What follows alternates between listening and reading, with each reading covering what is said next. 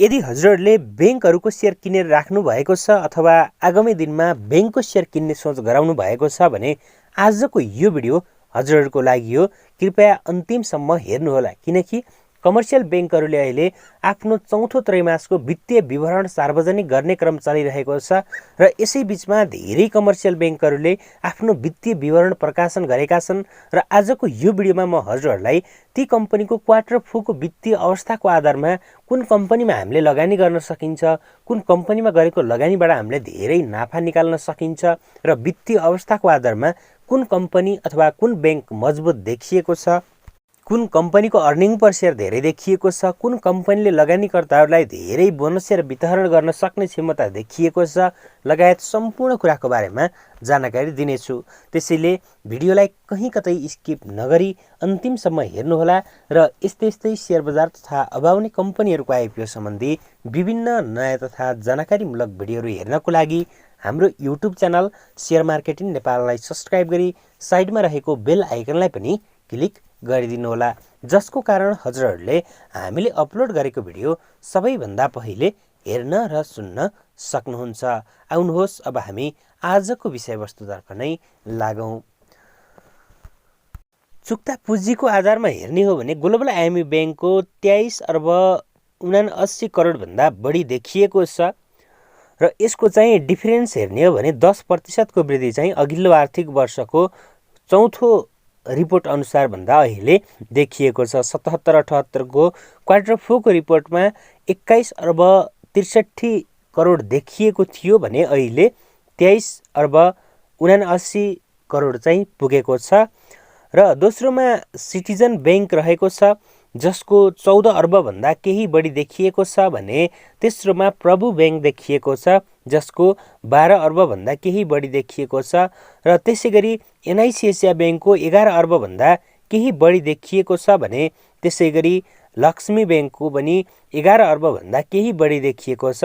सानिमा बैंकको 11 अर्ब भन्दा केही बढी रहेको छ भने माछापुच्छ्रे बैंकको 10 अर्ब 25 करोड भन्दा केही बढी देखिएको छ र त्यसैगरी सनराइज बैंकको पनि 10 अर्ब भन्दा केही बढी देखिएको छ र चुक्ता पुँजी धेरै वृद्धि गर्नेमा हेर्ने हो भने हामीले 17% वृद्धि गरेको छ सानिमा बैंकले र त्यसैगरी 13% माछापुच्छ्रे बैंकले वृद्धि गरेको छ भने अन्य कम्पनीहरूले हामीले हेर्ने हो भने सनराइज बैंकको 6.65% ले वृद्धि भएको छ। एनआइसी एसियाको 0% अर्थात् कुनै पनि चुक्ता पुँजी वृद्धि भएको छैन, किनकि यो कम्पनीले लगानीकर्ताहरूलाई अघिल्लो आर्थिक वर्षमा बोनस शेयर वितरण गरेको थिएन। त्यसकारणले गर्दा यसको चुक्ता पुँजीमा वृद्धि भएको हामीले देख्न सकिँदैन र त्यसैगरी ग्लोबल आइएमईको 10%, त्यसैगरी सिटिजन बैंकको 12.91%, त्यसैगरी प्रभु बैंकको 12%, त्यसैगरी लक्ष्मी बैंकको 8% लगायतको चाहिँ चुक्ता पुँजी वृद्धि भएको छ र चुक्ता पुँजीको आधारमा ग्लोबल आइएमबी बैंक एकदमै मजबुत देखिन्छ र त्यसैगरी जगेडा कोषमा पनि ग्लोबल आइएमबी बैंक अगाडि देखिएको छ र यसको 10 अर्ब 15 करोड 30 लाख रुपियाँ भन्दा केही बढी देखिएको छ जगेडा कोष र अघिल्लो आर्थिक वर्षको क्वार्टर फोरको रिपोर्ट अनुसार भन्दा अहिले 25.38% को ग्रोथ चाहिँ यसको जगेडा कोषमा देखिएको छ। एनआइसी एसिया बैंकको जगेडा कोष पनि 25.89% ले वृद्धि भएर 9 अर्ब 74 करोड भन्दा केही बढी देखिएको छ। अघिल्लो आर्थिक वर्षको चौथो त्रैमासिक रिपोर्टमा चाहिँ यसको 7 अर्ब 74 करोड मात्रै रहेको थियो र त्यसैगरी प्रभु बैंकको 5 अर्ब भन्दा केही बढी देखिएको छ भने सनराइज बैंकको 5 अर्ब भन्दा केही बढी रहेको छ। सिटिजन बैंकको 4 अर्ब 84 करोड रहेको छ भने त्यसैगरी सानिमा बैंकको 4 अर्ब 30 करोड रहेको छ। त्यसैगरी लक्ष्मी बैंकको 4 अर्ब 25 करोड रहेको छ भने माछापुच्छ्रे बैंकको 3 अर्ब 32 करोड रहेको छ र अब हामीले जगेडा कोष हेर्ने हो भने लक्ष्मी बैंकको केही गिरावट भएको छ 13.86% ले भने त्यसैगरी अर्को गिरावट हुने बैंकमा सिटिजन बैंक पनि रहेको छ जसको 0.80% ले जगेडा कोष घटेको छ र सबैभन्दा बढी जगेडा कोष वृद्धि गर्नेमा चाहिँ अहिलेसम्म कुन देखिएको छ भने प्रभु बैंक देखिएको छ जसको 33.44% ले जगेडा कोष वृद्धि भएको छ भने त्यसैगरी माछापुच्छ्रे बैंकको 32.53% र त्यसैगरी एनआइसी एसिया बैंकको 25.89% भने ग्लोबल आइएमएफ बैंकको 25.38% रहेको छ। त्यसैगरी खुद ब्याज आम्दानीमा एनआइसी एसिया बैंक अगाडि देखिएको छ। एनआइसी एसिया बैंकको खुद ब्याज आम्दानी सबैभन्दा धेरै 11 अर्ब 77 करोड 21 लाख रुपियाँ रहेको छ, जुन अघिल्लो आर्थिक वर्षको चौथो त्रैमासिक रिपोर्टभन्दा अहिले 27.58% को वृद्धि देखिएको हो। अघिल्लो आर्थिक वर्षमा यसको 9 अर्ब 22 करोड मात्रै रहेको थियो भने अहिले 11 अर्ब 72 करोड पुगेको छ। त्यसैगरी ग्लोबल आइएमएफ बैंक दोस्रोमा छ र यसको 10 अर्बभन्दा केही बढी देखिएको छ। अघिल्लो आर्थिक वर्षको चौथो त्रैमासिक रिपोर्टमा चाहिँ यसको 9 अर्ब 13 करोड मात्रै रहेको थियो भने अहिले 17% को वृद्धि देख्न सकिन्छ। प्रभु बैंक तेस्रोमा रहेको छ, जम्मा 6 अर्ब रहेको छ यसको भने यसको 23.03% को वृद्धि देखिएको छ। सिटिजन बैंकको पनि यसको धेरै वृद्धि भएको छ। खुद ब्याज आम्दानी 40.29% ले वृद्धि भएको छ यसको खुद ब्याज आम्दानी भने अघिल्लो आर्थिक वर्षको चौथो त्रैमासिक रिपोर्टमा 3 अर्ब रहेको थियो भने अहिले 5 अर्ब चाहिँ छोएको छ र माछापुच्छ्रे बैंकको पनि 5 अर्ब रहेको छ र त्यसैगरी सानिमा बैंकको 4 अर्ब रहेको छ भने सनराइज बैंकको 4 अर्ब 58 करोड रहेको छ भने लक्ष्मी बैंकको 4 अर्ब रहेको छ। र यसरी खुद ब्याज आम्दानीमा हेर्ने हो भने एनआइसी एसिया पहिलो, ग्लोबल दोस्रो, प्रभु तेस्रो र सिटिजन बैंक चौथो, क्रमशः Machhapuchchhre bank, Sanima bank, sunrise bank र त्यसैगरी लक्ष्मी बैंक रहेका छन्।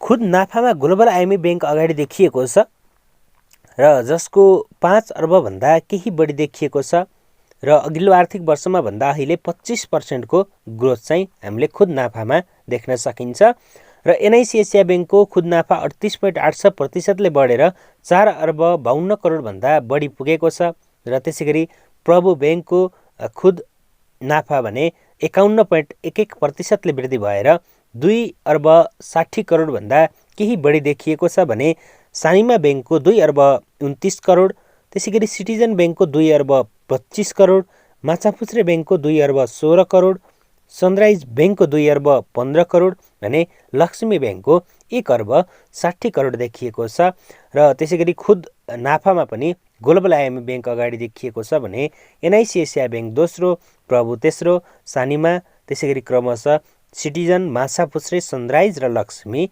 रहेका छन्। र त्यसैगरी वितरण योग्य मुनाफा भनेको लगानीकर्ताहरूको लागि एकदमै महत्त्वपूर्ण रहने गर्दछ, किनकि हरेक कम्पनीले वितरण योग्य मुनाफाको आधारमा लगानीकर्ताहरूलाई त्यो आर्थिक वर्षमा लाभांश वितरण गर्ने गर्दछन् र वितरण योग्य मुनाफाको आधारमा ग्लोबल आइएमएफ बैंक सबैभन्दा अगाडि देखिएको छ भने यसको 3 अर्ब 19 करोड 95 लाख रुपियाँ रहेको छ। तपाईहरूले वितरण योग्य मुनाफाको आधारमा कुन कम्पनीले कति बोनस दिन्छ भनेर कसरी क्याल्कुलेसन गर्ने भन्ने विषयमा पनि मैले अहिले भिडियोको अन्तिममा बताउनेछु। कृपया भिडियोलाई अन्तिमसम्म हेर्नुहोला। र त्यसैगरी दोस्रोमा एनआइसी एसिया बैंक रहेको छ, 2 अर्ब 24 करोडभन्दा केही बढी देखिएको छ। यसको 16.90% को ग्रोथ चाहिँ हामीले देख्न सकिन्छ वितरण योग्य नाफामा भने ग्लोबल आइएमएफ बैंकको 15.85% को ग्रोथ रहेको छ। त्यसैगरी सानिमा बैंक, सिटिजन बैंक, प्रभु बैंक, माछापुच्छ्रे बैंक र लक्ष्मी बैंक र सनराइज बैंक चाहिँ रहेका छन् क्रमशः, जस अन्तर्गत सानिमा बैंकको 1 अर्ब 46 करोड, त्यसैगरी सिटिजन बैंकको 1 अर्ब 42 करोड, प्रभु बैंकको 1 अर्ब 41 करोड भने माछापुच्छ्रे बैंकको 1 अर्ब 32 करोड, लक्ष्मी बैंकको 1 अर्ब 25 करोड, सनराइज बैंकको जम्मा 25 करोड देखिएको छ। र अब यो वितरण योग्य नाफा भनेको लगानीकर्ताहरूलाई दिने लाभांश हो, यसको बारेमा अहिले छलफल गर्नेछौँ। र प्रति शेयर आम्दानीमा हेर्ने हो भने एनआइसी एसिया बैंक अगाडि देखिएको छ, जसको प्रति शेयर आम्दानी 39.13 देखिएको छ।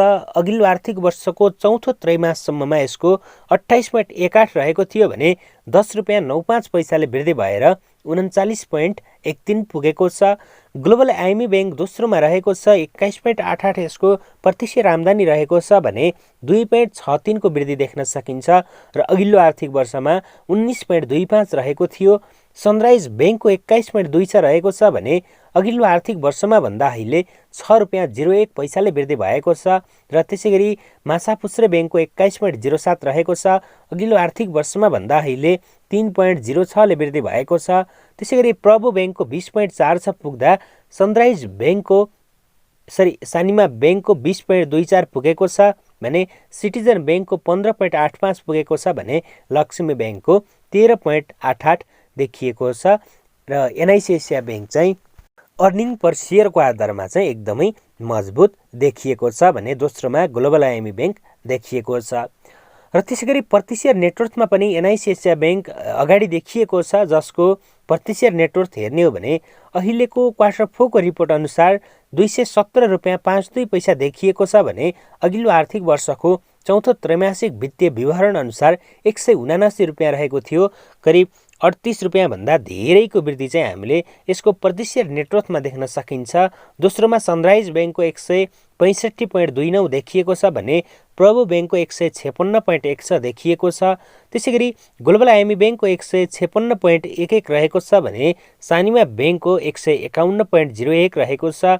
लक्ष्मी ब्याङ्कको 147.69 देखिएको छ भने माछापुच्छ्रे ब्याङ्कको 145.7 देखिएको छ र त्यसै गरी सिटिजन ब्याङ्कको 145.39 देखिएको छ।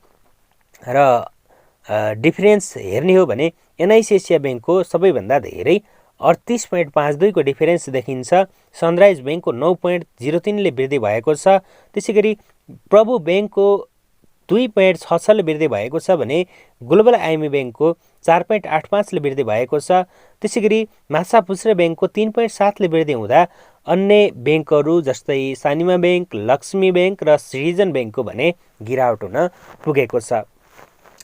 हामीले विभिन्न वित्तीय सूचक आधारमा चाहिँ कमर्सियल ब्याङ्कहरूको बारेमा छलफल गरियो र यो भनेको मैले अहिलेसम्म क्वार्टर 4 को रिपोर्ट सार्वजनिक गरेका कम्पनीहरूको बारेमा अथवा ती कम्पनीहरूको आधारमा चाहिँ लिएको हुँ। यो बाहेक अन्य कम्पनीहरूले वित्तीय विवरण अझै पनि सार्वजनिक गरेका छैनन् अथवा सार्वजनिक गरेको भए पनि मैले त्यो डाटा चाहिँ प्राप्त गर्न सकेको छैन र अबको केही दिनमा सबै कमर्सियल ब्याङ्कहरूले आफ्नो डाटा चाहिँ सार्वजनिक गर्नेछन् र त्यस पछाडि हजुरहरूलाई सम्पूर्ण कम्पनीको बारेमा एउटा एनालाइसिसको भिडियो लिएर आउनेछु, जसमा सबै कमर्सियल ब्याङ्कहरूलाई हामीले दाँजेर हेर्नेछौँ र कुनले कति बोनस सेयर दिन सक्छ भन्ने विषयमा पनि हामीले छलफल गर्नेछौँ। र आजको यो आधारमा हामीले हेर्ने हो भने अब यहाँबाट धेरै सूचकहरूमा ग्लोबल आइएमई ब्याङ्क मजबुत देखिएको छ भने कतिपयमा एनआइसी एसिया ब्याङ्क अगाडि देखिएको छ। हामी लगानीकर्ताहरूको लागि हामीले कस्तो तरिकाले लगानी गरिन्छ भन्ने कुरा चाहिँ महत्त्वपूर्ण रहन्छ। यदि हामीले बोनसका लागि मात्रै लगानी गरिन्छ भने त्यो अवस्थामा हाम्रो लागि एनआइसी एसिया ब्याङ्क चाहिँ एकदमै मजबुत र राम्रो हुन सक्दछ, किनकि एनआइसी एसिया ब्याङ्कको चुक्ता पुँजी ग्लोबल आइएमई ब्याङ्कको भन्दा करिब 50% ले कम रहेको छ। 23 अर्ब चुक्ता पुँजी ग्लोबलको रहेको छ भने एनआइसी एसियाको जम्मा 11 अर्ब रहेको छ। यस आधारमा हामीले अब चुक्ता पुँजी कम भएको कम्पनी चुज गरियो र यसमा अर्को महत्त्वपूर्ण कुरा के हुन्छ भने हामीले खुद ब्याज आम्दानी, जगेडा कोष हामीले यिनीहरूलाई चाहिँ छाडेर तलपट्टि आइयो भने हामीले वितरण योग्य नाफा देख्न सकिन्छ। यो भनेको लगानीकर्ताहरूलाई वितरण गर्ने लाभांश हो, हैन? र यसमा ग्लोबल आइएमई ब्याङ्क प्रथममा देखिएको छ किनकि उसको चुक्ता पुँजी पनि त्यही अनुसारको छ र चुक्ता पुँजी बढी भएपछि व्यवसाय विस्तार लगायतका कुराहरू गर्दै जाँदा ग्लोबल आइएमई ब्याङ्कको प्रफिट धेरै देखिएको छ। जबकि वितरण योग्य मुनाफा भनेको लगानीकर्ताहरूलाई वितरण गर्ने लाभांश हो र यो नाफालाई यिनीहरूले लाभांशको मार्फतले लगानीकर्ताहरूलाई वितरण गर्ने गर्दछन् र वितरण योग्य मुनाफामा ग्लोबल आइएमई ब्याङ्क अगाडि देखिएको छ, जसको 3 अर्बभन्दा केही बढी देखिएको छ भने दोस्रोमा एनआइसी एसिया ब्याङ्कको 2 अर्बभन्दा केही बढी देखिएको छ। र यो ग्लोबल आइएमई ब्याङ्कले यो 3 अर्बभन्दा केही बढी रुपैयाँ आफ्ना कति 23 करोड किताभन्दा बढी सेयरलाई वितरण गर्नुपर्ने हुन्छ भने त्यही एनआइसी एसिया ब्याङ्क जुन दोस्रो नम्बरमा रहेको छ त्यसले 2 अर्बभन्दा केही बढी नाफा आफ्नो 11 करोड किताभन्दा केही बढी सेयरलाई चाहिँ बाँडफाँड गर्नुपर्ने हुन्छ। यस आधारमा हामीले ग्लोबल आइएमई ब्याङ्कमा गरेको लगानीबाट भन्दा एनआइसी एसिया ब्याङ्कमा गरेको लगानीबाट हामीले धेरै बोनस सेयर चाहिँ प्राप्त गर्न सकिन्छ, किनकि यसले अघिल्लो आर्थिक वर्षमा पनि लाभांश वितरण गरेको थिएन भने अहिले चाहिँ बम्पर लाभांश वितरण गर्न सक्ने सम्भावना चाहिँ हामीले यस कम्पनीबाट देख्न सकिन्छ। र मार्केट प्राइसको आधारमा हेर्ने हो भने मार्केट प्राइस त अब एनआइसी एसिया ब्याङ्कको धेरै देखिएको छ, किनकि बिस्तारै अब धेरै सूचकहरूमा अगाडि आउन थालेको छ होइन। व्यवसाय विस्तार पनि त्यही अनुसारको गरेको छ र कम्पनी राम्रो पनि रहेको छ र यस आधारमा चाहिँ हामीले बुझ्न सकिन्छ कि एनआइसी एसिया ब्याङ्कमा पनि हामीले लगानी गरेर अबको केही आर्थिक वर्षसम्म राम्रो लाभांश चाहिँ आश गर्न सकिन्छ। र अब यो बाहेक अब अन्य कम्पनीहरूको पनि हामीले रिपोर्ट हेर्न बाँकी रहेको छ। ती कम्पनीहरू नहेरिकन हामीले यसमा लगानी गर्नुपर्छ, यो टप हो भनेर भन्नु त अलिकति उचित नहोला।